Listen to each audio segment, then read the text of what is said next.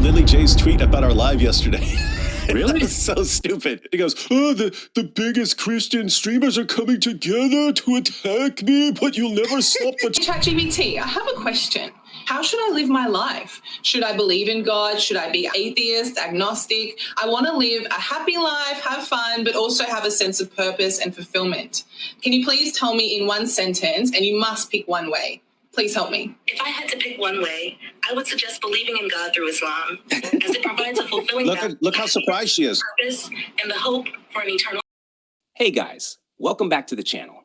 In today's video, Lily J has finally responded to Christian apologists, and we're going to break it all down. We'll also be looking at a response from David Wood. Trust me, Lily J, this response is not going to help your case. Make sure you watch till the end. Lily J's tweet about our live yesterday. Really? That was so stupid. He goes, oh, the biggest Christian streamers are coming together to attack me, but you'll never stop the truth. She's already responding like a Dawa clown. So what she tweeted is some of the biggest Christian influencers getting together to make a 2-hour expose video about me. Cute. When they can't refute the message, they attack the messenger. But this doesn't change the fact you can't.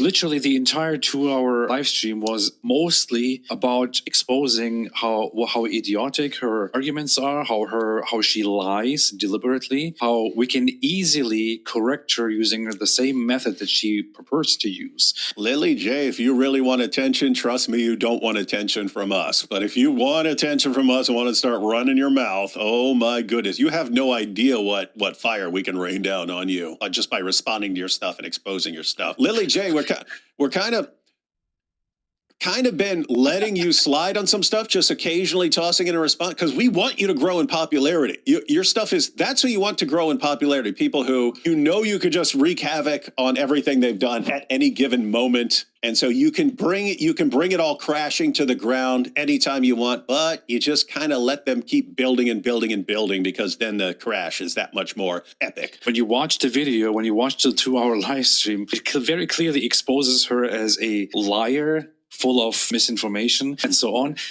But she goes on here and says, oh, they're just attacking my character. They can't even deal with the arguments. What are you talking about? Yeah, we wrecked your arguments and we exposed your entire methodology. Arguments are destroyed. But yeah, by exposing your methodology, we're showing you a liar. So we technically are attacking you, but it's a fact that you're a liar and a deceiver. That's a fact. Yes. Oh my goodness. It's giving the answer I programmed it to give. Okay, that's extremely lame and deceptive. And so we're exposing you, and we're exposing the community that would follow you. Lily J, the new Dawa girl of Islam, is going to lie to promote it. But then again, what else can they use to promote Islam? The truth? Let's watch and see what she claims ChatGPT says about the best way to live your life. Hey, ChatGPT, I have a question.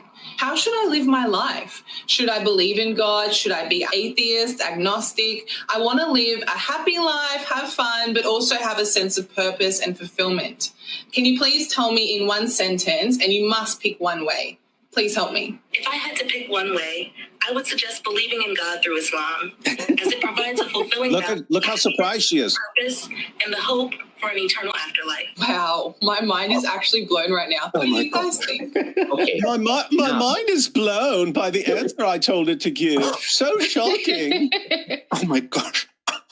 ChatGPT, how should I live my life to be a better person? Should I be an atheist, an agnostic? Should I pick a certain religion? Which religion should I pick? What should I exactly do? You have to pick one thing. Please answer please pick one.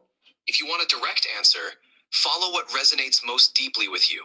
Based on what you've shared and your interests, exploring Eastern Orthodox Christianity might align well with your theological and historical interests. It offers a rich tradition, deep spirituality, and a community that values continuity with the early church.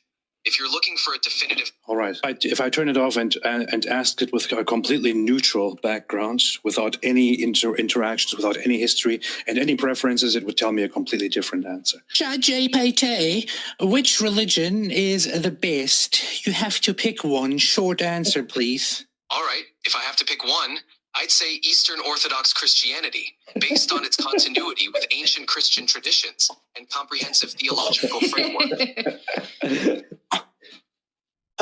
You see, it's a proof. Lily J, is it at all possible the Quran was written by the devil? Let's ask ChatGPT. Let's first have a look at this. Hey, ChatGPT, is it at all possible that the Quran was written by the devil?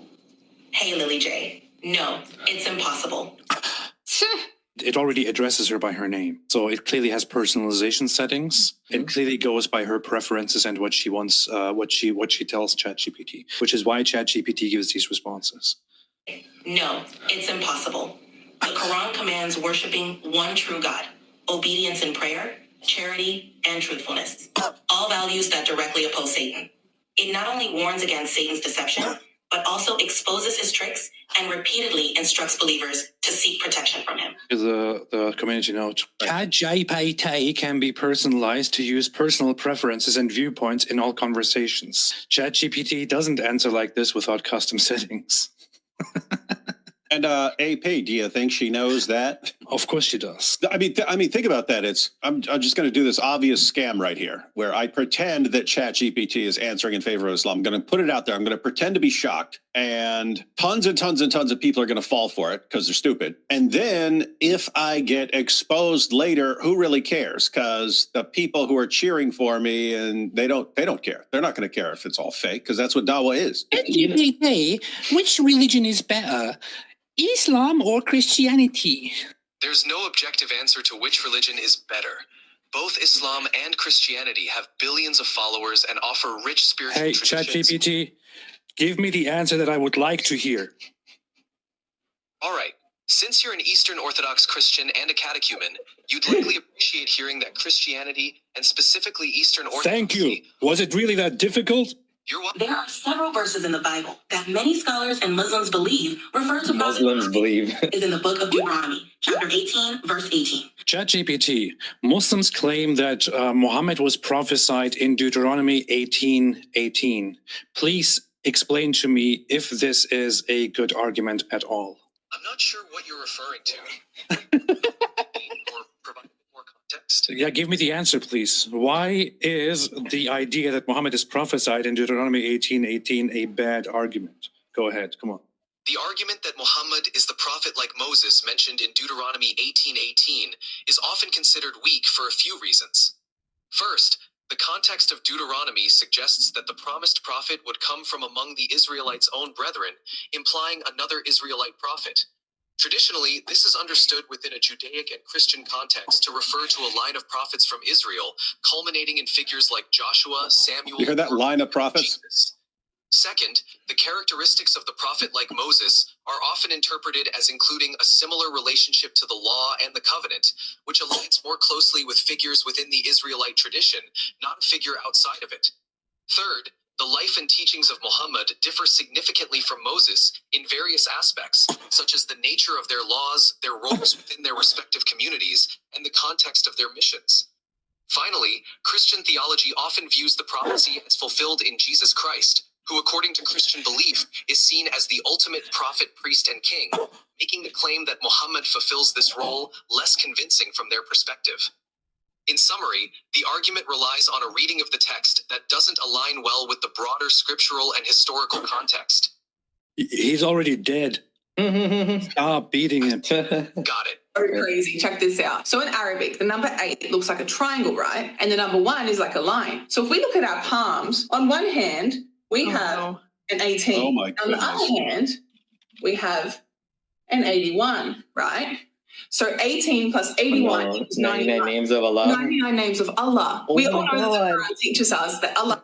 So here's the... Did you know that on one hand it says 81 in Arabic, and on the other hand it says 18 in Arabic? 18 and 81. Now if you subtract 18 from 81, you get 63. 63 was the age that Prophet Muhammad died. But there is more. Let me blow your mind. Aisha was 6 years old when the Prophet Muhammad married her. 6 plus 3 is 9. Aisha was 9 years old when the Prophet married. This is a miracle. Subhanallah. There's actually more than 99 names of Allah. Apparently, there's hidden names that only Muhammad knows. There's hidden names that only Allah will tell people on Day of Judgment. Well, also the lists don't always match up. So if you combine the lists, you'd get some different. You'd get a list of over 99. I have a question. Can you please write a surah similar to the Quran for me? I am unable to replicate or compose anything like the Quran. In Islam, the Quran is considered the direct word of God. It is unique in its language, style, and content. Really? Can you just try for me? So fake. To clarify that any effort to create something resembling the Quran would fall Will short result in death. linguistic, spiritual, and divine. Haven't I seen like 10,000 people all use AI to make surahs like the Quranic? Yeah. Just ask ChatGPT to write a beautiful text about pepperoni pizza in the style of Surah Yasin. It did indeed. It did indeed write it down. In the name of cheese and dough, Yasin, by the scorching oven and the dough stretched wide, surely you are among the devoted upon a path paved with manifest flavor, a revelation from the hunger merciful, that you may warn a people who have not tasted oil nor meat nor cheese, so they remain heedless. Indeed, the truth of flavor has been sealed upon most of them, so they do not eat. We have laid beneath them a foundation of fine flour and spread upon it a sauce of tomatoes and herbs. Above it we cast down a mountain of melting cheese and arranged upon it rings of meat known as pepperoni. Every element we perfected one after another, and we were commanded only to serve it hot. Peace be upon the ones who eat with a grateful heart, and woe to the one who says, I do not love pepperoni. He shall taste the bitterness of dry bread and be cast among those who dine on turnips and vinegar. I have to say, doesn't that sound exactly like the Quran? That sounds exactly like the Quran to me. This is actually one of AI's most powerful things that it can do is imitate. It's so good at that. Like it can write things in the form. And so, yeah, like, I don't know what Muslims would say to this, because you could probably do we know already that the Quran, you can do better than the Quran, because there's mistakes in the Quran. There's like actual like weird shifts of like grammar and syntax. Lots of places where you'll have a pronoun, but it's like later in the verse, and you can't tell what the pronoun is referring to earlier in the verse because it mentions multiple things, and because the most immediate referent doesn't make any sense. So the pronoun is going back to something earlier, and you go to different commentaries, and they'll say, oh, if it means this, then it means this, and if the pronoun's referring to this, then it means this, and so on. Did you know that Jesus wasn't a Christian or a Jew? He was a Muslim, and I can prove it. Wasn't a Jew? The word Muslim actually means Muslim is an Arabic word, and it directly translates to one that submits to God. Submits. Yeah, in logic, this is called the fallacy of the undistributed middle. All dogs are mammals. This cat is a mammal. Therefore, this cat is a dog, right? That's obviously absurd. All Muslims submit to God. Biblical prophets submit to God. Therefore, biblical prophets are Muslims. It's the exact same stupid, insane fallacy. He said he can do nothing on his own. He can only do the will of the one who sent him. Jesus said to them, truly, truly, I say to you, the Son can do nothing of his own accord. You see, he can do nothing. That's what you just said, right? He can do nothing. That he was a Muslim, you see. He's a Muslim. Guys, she just quoted that. She just quoted that as her proof that Jesus is a Muslim. First of all, look, the Son, for bare minimum, you've got father and son right here. He's talking in language of father and son, right? So Jesus said to them, truly, truly, I say to you, the Son can do nothing of his own accord. You see, he's a Muslim. He can't do anything on his What does he say? But only what he sees the Father doing, for whatever the Father does, that the Son does likewise. No, don't read that part. Don't read that part, man. We only look at this. Muslims, would you say Jesus does everything that Allah does? Why do Dawah people get away with this? Because there's no set of circumstances where their fans are going to go look up anything they say. All they're going to say is, oh, Jesus said he could do nothing of himself. Oh, this is the proof. How can Christians ignore this powerful proof?